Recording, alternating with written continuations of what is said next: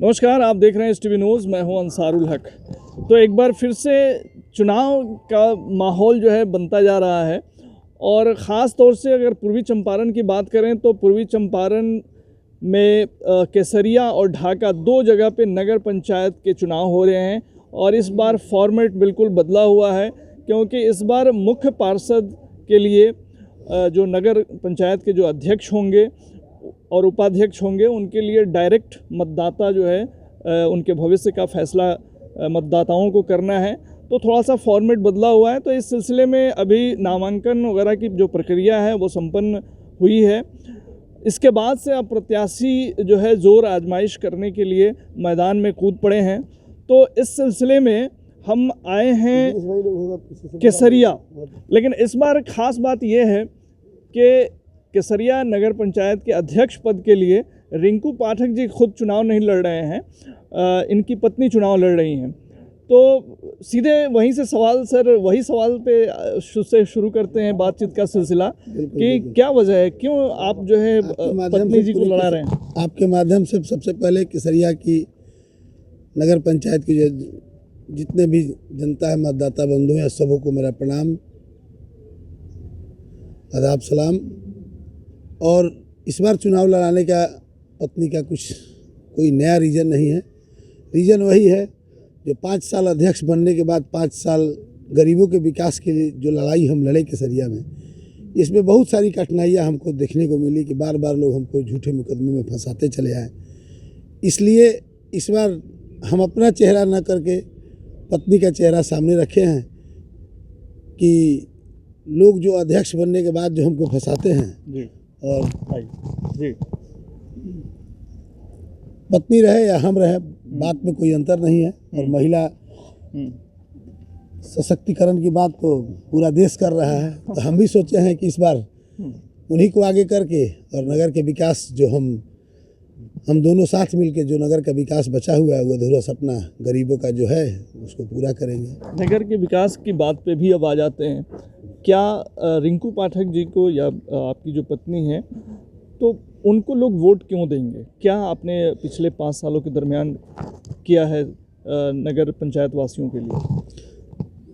जो पिछले 50 साल में जो गरीबों का हक नहीं मिला, और रिंकू पाठक पिछले 5 सालों में केसरिया की तमाम गरीब जनता जो सरकार की जो मूलभूत सुविधाएं गरीबों तक नहीं पहुंचती थी, रिंकू पाठक ने 3100 इंदिरा आवास गरीबों को देने का काम किया है। और वही चीज़ देख के यहाँ के जितने भी जनप्रतिनिधि पुराने लोग हैं, 2-2 चेयरमैन तीसरे को प्रोडक्ट कर रहे हैं, खुद सामने नहीं आ रहे हैं। लेकिन उससे कोई फ़र्क नहीं पड़ता है, क्योंकि गरीबों को विकास चाहिए, गरीबों को इंदिरा आवास चाहिए, राशन चाहिए, गैस चूल्हा चाहिए, जल नल की सुविधा चाहिए, बिजली चाहिए, और पूरे केसरिया में रोड नाला चाहिए, साफ़ सफाई चाहिए। और यह समुचित व्यवस्था मेरे केसरिया नगर पंचायत में विगत 5 सालों में जो बिल्कुल सुविधा से वंचित थे केसरिया के लोग, उस सारी सुविधा को हमने धरातल पर लाने का काम किया है। इस 5 साल में 2 साल मेरे यहाँ कोरोना काल रहा, जिसमें पूरा देश इस बीमारी से त्रस्त रहा, फिर भी हमारे नगर पंचायत में हर चीज़ का व्यवस्था किया। बाढ़ में भी हम लोग से जो बन पड़ा, गरीबों के लिए जो काम हुआ वो सब किए हैं हम लोग। इसलिए हमें पूरा विश्वास है कि केसरिया की जनता विकास के नाम पर वोट करेगी। रिंकू पाठक से ज़्यादा विकास करने वाला भी केसरिया में कोई दूसरा, और गरीबों का केसरिया में सेवा करने वाला गरीबों का कोई दूसरा नेता नहीं है। साफ सफाई की बात भी लोग जो है आमतौर से एक मुद्दा है लोगों के जहन में कि उस तरह का जो होना चाहिए नहीं। देखिए, टिक्का टिप्पणी तो बहुत होती है। अब हमसे पूछते हैं तो हम तो जो कहेंगे आपको सुनना पड़ेगा। जनता से पूछिए कि साफ सफाई विगत 10 साल नगर पंचायत के दूसरे कोई अध्यक्ष थे, 5 साल हम थे। यह जाके कंपेरिजन कीजिए कि 10 साल में और इस 5 साल में क्या अंतर है। जनता अपने बता देगी जहाँ सुविधा है कि नहीं। अब नेता बतावे इसका क्या मतलब है, जनता बताएगी। नहीं, हमने आपके केसरिया के कुछ इलाकों में भ्रमण किया है, तो सड़कें तो दिख रही हैं, नाले वगैरह भी जो है गली मोहल्लों में दिख रहे हैं। आगे कौन से कार्य बाकी रह गए हैं जो आप करना चाहेंगे? देखिए, रोड नाला समुचित हमारे यहाँ मतलब 60% जो नाला का व्यवस्था तो हम ठीक कर चुके हैं। 40% नाला जो बचा हुआ है, एक्चुअली हमारा केसरिया नगर पंचायत छोटा नगर पंचायत है और 10 साल में जो 10 साल नगर पंचायत कही है और 25-30 साल में यहाँ कुछ हुआ ही नहीं था। जो भी जनप्रतिनिधि आए, हम किसी का टिक्का टिप्पणी नहीं करेंगे, लेकिन वो अपने आत्मा से काम नहीं किए। मतलब उसको अपने आप को यह नहीं समझे कि हम जनप्रतिनिधि हैं, हम इस पद पर बैठे हैं तो किस लिए बैठे हैं। अगर यह बैठे सोच के बैठे रहते तो आज नगर पंचायत का मॉडल कुछ अलग होता। लेकिन फिर भी 5 साल में दो साल तक खराब चले, कोरोना के चलते गड़बड़ हुआ और जो रोड नाला है वो सब दुरुस्त करेंगे। इस बार हमारी मूल व्यवस्था होगी शिक्षा, स्वास्थ्य और बेरोजगारी पर, क्योंकि गरीबी बहुत है और झूठ बोलना हमको आता नहीं है, सबसे बड़ा आदत है। गरीबी की बात आप कर रहे हैं और 3100 आप जो है इंदिरा आवास अपने क्षेत्र में दिलाने का काम कर रहे हैं, तो निसंदेह एक बड़ी उपलब्धि है। और ये जो इंदिरा आवास है वो पहुंच गया है ना लाभान्वित जो हैं लोगों तक। आप बखूबी अपने कैमरा से जाके देख सकते हैं। ये पहले हर साल 5 साल पर 5 साल हर साल केसरिया में कम से कम 10-20 घर फूस के मकान के चलते आग लगता था। आज मेरे 5 साल में एक घर केसरिया में एक घर आग से नहीं जला है, किसी का घर नहीं जला है। और 3100 लोगों तक इंदिरा आवास की राशि पहुंच चुकी है। हाँ, यह जरूर है चूँकि कार्यकाल में कुछ काम फंसा रहता है, जैसे किसी का सेकंड पेमेंट हुआ है तो किसी का फाइनल पेमेंट बचा हुआ है, कोई छत बना दिया है, किसी का राशि सरकार के यहाँ से राशि का कुछ अभाव हुआ। मेरे यहाँ 40 करोड़ का डिमांड है और सरकार द्वारा 2 करोड़ भेजा जाता है। इस चीज़ को बढ़ाने के लिए हम लोग निरंतर प्रयास कर रहे हैं कि उतनी राशि आ जाए ताकि सबका भुगतान हो जाए, सबका जो बचा खुचा काम है वह पूरा हो जाए और एक भी माइनस में नगर पंचायत मेरा नहीं है। रिंकू जी, बाहर जो केसरिया से बाहर के लोग हैं, इवन कि अगर पूरी दुनिया से लोग देखते हैं केसरिया को तो ये बौद्ध स्तूप के लिए जाना जाता है। आपके पास एक बहुत बेमिसाल धरोहर है, ये पूरे वर्ल्ड में इसकी चर्चा होती है। हम केसरिया बौद्ध स्तूप की बात कर रहे हैं, उसका जो विकास होना चाहिए वो अब तक हुआ नहीं है। देखिए, आपको बता दें कि एक्चुअली बौद्ध स्तूप मेरे केसरिया नगर पंचायत में नहीं है, वह ताजपुर पटखौलिया पंचायत में है। और हम लोग इस पर सरकार से डिमांड किए हैं कि मेरे नगर पंचायत में उसको अपने परिसीमन में लेके, जब तक हम उसको अपने परिसीमन में नहीं लेंगे हम उसका विकास नहीं कर पाएंगे। और जब परिसीमन में लेंगे तब हम लोग उसका एक मॉडल एस्टीमेट बनाएंगे, सरकार से डिमांड करेंगे, तब वहाँ से राशि आएगी। हम निरंतर प्रयास कर रहे हैं। डीएम साहब से हमारी बात भी हुई थी, इस बार बोर्ड के माध्यम से हमने सरकार को भी भेजा है कि नहीं, हम नगर पंचायत को हमारे परिसीमन में डाला जाए ताकि हम लोग उसका विकास करें। इसलिए मेरे कार्य क्षेत्र से बाहर है। तो आपके कार्य क्षेत्र में है ही नहीं, तो उस पर बहुत सारे सवाल। लेकिन एक है कि यहाँ जो केसरिया की जो पहचान है वो बौद्ध स्तूप से है वर्ल्ड वाइड लेवल पे अगर बात की जाए तो। ज़िला पदाधिकारी से आपकी वार्ता चल रही है और हम उम्मीद करते हैं कि इस दिशा में जो है कोई ठोस जो है पहल होनी चाहिए। अगले 5 साल के लिए क्या प्लानिंग है? अगर सीधे शब्दों में बोल लें तो रिंकू पाठक जी, अगले 5 साल या फिर जीतने के बाद जो है जो वो पहले 5 कार्य आप यहाँ की जनता के लिए क्या करेंगे? जीतने के बाद पहला 5 कार्य मेरा रहेगा, पहले जितने गरीब हैं मेरे नगर क्षेत्र में, मैं दावे के साथ कहता हूँ कि अगला 5 साल में एक भी फूस का मकान नहीं रहेगा। हर घर में नल की व्यवस्था रहेगी, सभी बिजली की व्यवस्था, स्ट्रीट लाइट वगैरह की व्यवस्था। आज भी आप रात में आके देखिएगा तो आपको दिखेगा जहाँ वास्तव में केसरिया में 10 रात भी बज रहा हो, 12 रात बज रहा हो, तो आप बिना टर्च बिना लाइट के किसी गली किसी मोहल्ले में आप जा सकते हैं। और इसको और व्यवस्थित हम लोग करेंगे।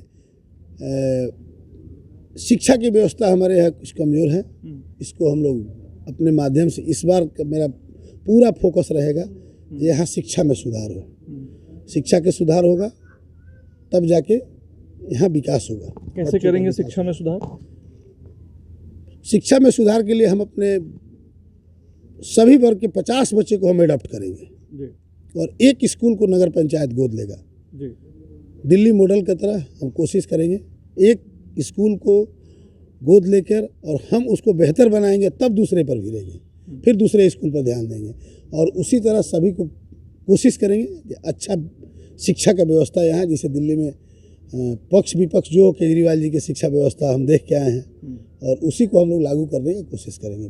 स्वास्थ्य में भी वही रहेगा, बिल्कुल दिल्ली मॉडल बिल्कुल वही रहेगा। तो शिक्षा, स्वास्थ्य और जो है फूस के मकान, और दो चीज़ देखिए 2004 में है, अभी 50 लाख की लागत से हम बच्चों के लिए पार्क बनवा रहे हैं एक केसरिया में मिडिल स्कूल के पीछे, ताकि बच्चे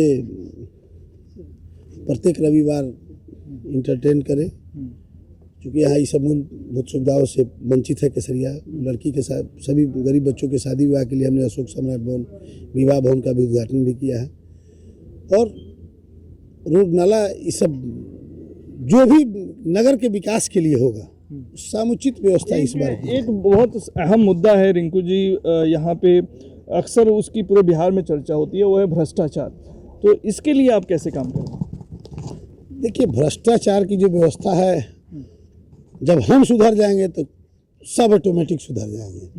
अब हम ये कह दें कि हम किसी दूसरे को भ्रष्टाचार से मुक्त कर देंगे तो ये सब मतलब चापलूसी वाली बात होगी।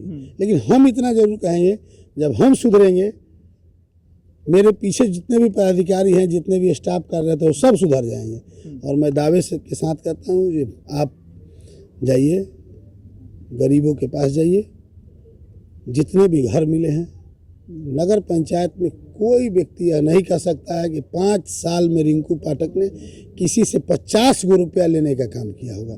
अगर वह कह दिया, मैं उस दिन से राजनीति से त्याग दे दूंगा। भगवान है मेरे गांव में। ये मेरा घर था, आज मेरे घर में आज ईंटा घर है। इन्हीं के पाए के मेरे लिए भगवान है ये। माने रिंकू पाठक मेरे मुख्य पार्षद जो भी कहे 5 साल में हम सबों के लिए लाभदायी काम किए हैं। आयुष्मान को हमारे आम जनता उनकी समर्थन करती है और उनके चरणों में पाँव सर रखती है। मैं वार्ड नंबर 3 का निवासी हूँ, मेरा नाम श्री भगवान महतो है। बहुत एक्साइटेड हैं लोग आपके लिए। देखिए एक्साइटेड की बात नहीं है, हम कोशिश करते हैं कि गरीबों के दिल में बसे, और गरीबों का मान सम्मान प्यार हमको बहुत मिला, जिसका कारण है कि अल्पसंख्यक होते हुए भी आज पूरे केसरिया के जितने भी गणमान्य और राजनीतिक लोग पुराने अकड़िया थे, आज सब हमको हराने पर तुले हैं और सारा गरीब हमको जिताने पर तुला है। अब देखिए उनका चलता है कि गरीबों का चलता है।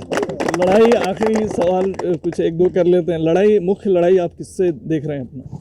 देखिए लड़ाई तो यहाँ है नहीं, लेकिन लोग लड़ाई बना रहे हैं, बनावे। हम लोग भी देख रहे हैं कि कितना तक जा सकते हैं। अब किसी का नाम लेना बेईमानी होगा, दूसरे को तकलीफ होगी। चूंकि रिंकू पाठक जी, आपसे हमारी दूसरी बात हो रही है। जब आप विधानसभा चुनाव लड़ रहे थे उस वक्त भी आपसे बात हुई थी। रिंकू पाठक जी आने वाले समय में खुद को कहाँ देख रहे हैं? बस गरीबों के दिल में देखना चाहते हैं। गरीब जनता जहाँ तक पहुँचा दे, हम सब वहीं तक जाना चाहते हैं। बहुत बहुत शुक्रिया हमसे बात करने के लिए, और हमारी शुभकामनाएं हैं कि आप लोग चुनाव में अच्छा करें। तो रिंकू पाठक जी, जिनसे हम बात कर रहे थे, केसरिया नगर पंचायत के मौजूदा वार्ड अध्यक्ष भी हैं यहाँ के लिए, और इनकी पत्नी इस बार चुनाव लड़ रही है। तो क्या वजह है, क्या कुछ इन्होंने किया है, वो सब इन्होंने बताया। लेकिन क्या कुछ जनता का फैसला होता है, वो रिजल्ट के दिन पता चलेगा। तो नगर पंचायत से जुड़े तमाम जो चुनाव से रिलेटेड एक्टिविटीज़ है उस पर हमारी नज़र बरकरार रहेगी। तमाम खबरों और डिबेट्स के लिए जुड़े रहिए STV न्यूज़ के साथ। नमस्कार।